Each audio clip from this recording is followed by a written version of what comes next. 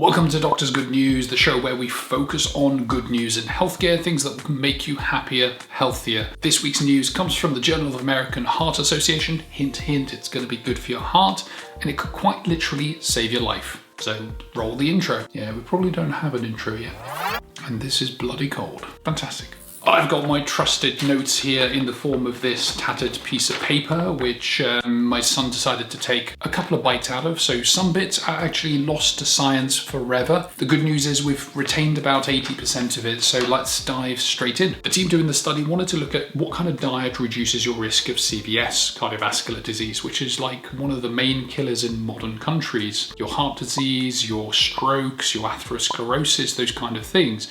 And we know diet is an important component of it. It's been like a lot of waffling around about which diet is the best, the keto diet, plant-based diet team assemble. But importantly, this study does some great work to try and show over a long period of time, if people sustain that type of diet, which one reduces your risk. They followed fit and healthy 18 to 30-year-olds for 30 years and a total of 5,000 of them. And they took specific interviews at different points, asking them what types of diet they would have. And they basically gave them a nutritional score. Things like processed food gave them a lower score. Things like healthy food gave them a higher score. What they wanted to do is find out whether things like fruit and vegetable and healthy food would actually reduce your risk of cardiovascular disease. And in terms of the results, surprise, motherfucker.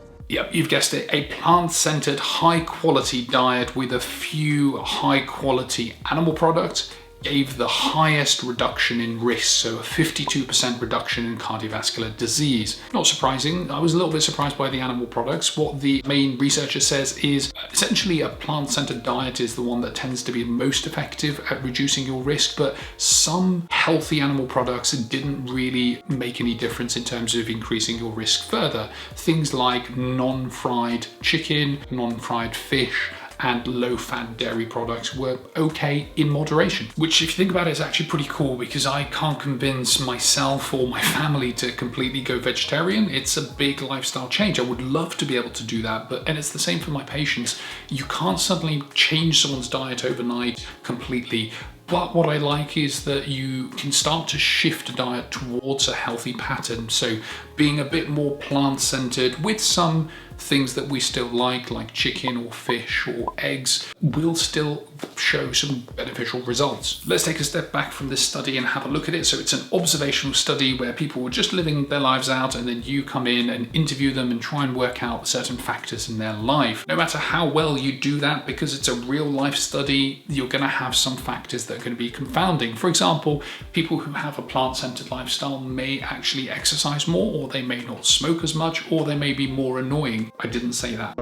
Essentially, it's not a lab-based study where you control every single factor, therefore you cannot be 100% sure with causation. And also, doing a lab study for 30 years where you control some people's diet is maybe a little bit ethically dubious, tiny bit, maybe. Looking a bit deeper into the results, I took away that diets that were heavy in processed foods had the worst outcomes. So the best thing you can do yourself with your diet is to make sure that you're having things that are natural, things that are fruit and vegetables that you are actually getting and eating yourself, not something that's been processed or tampered with by humans, essentially. In the study, they graded some things as high quality, which I'll throw around the screen now, and some things as low quality. Think about it this way, like if you have potato chips, those are plant-based, but they are massively processed and they're super unhealthy for you. So it's important that we don't kind of focus on one name, plant-centered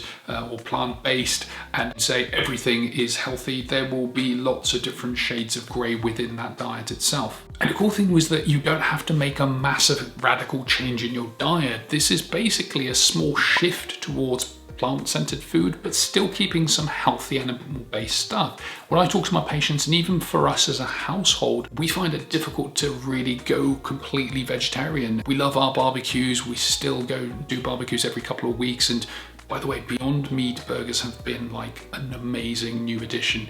So it's just kind of shifting your diet slightly, having more plant-centered stuff, but still having some high quality animal-based food. Doesn't seem to make too much of a difference. I've seen a lot of debate about what type of diet is the best diet, your keto teams, your plant-based teams, and all those kind of things. It's almost like Marvel and DC, and everybody has their own camp. But whilst everybody fights about that, the people that are actually grinning ear to ear are the processed food companies. These are the people that are selling these processed foods to you, your children, in those snazzy, wacky kind of adverts where you've got superheroes jumping around and they, got cereals and things they're trying to sell you, or the packets of crisps or potato chips, whatever you call them. These are the real unhealthy foods. These are the real foods we should be actually avoiding in our diet. So yeah, try and have a diet that's healthy. But I think the bottom line is take out processed foods from your diet. Go more towards a natural diet, and I think you will reap the benefits. Thank you for watching Doctor's Good News. This has been episode 2, and I might make it into a series. I've quite enjoyed that. It's quite good, giving some good news and some health tips and just learning some new stuff. So the question I have for you today is, which team are you part of? Are you the keto team, the paleo team, or some other weird diet that I've never heard of? Leave your comments in the comment section below. I think it's going to be spicy. I've been Dr. Khalid. You've been amazing. Peace out.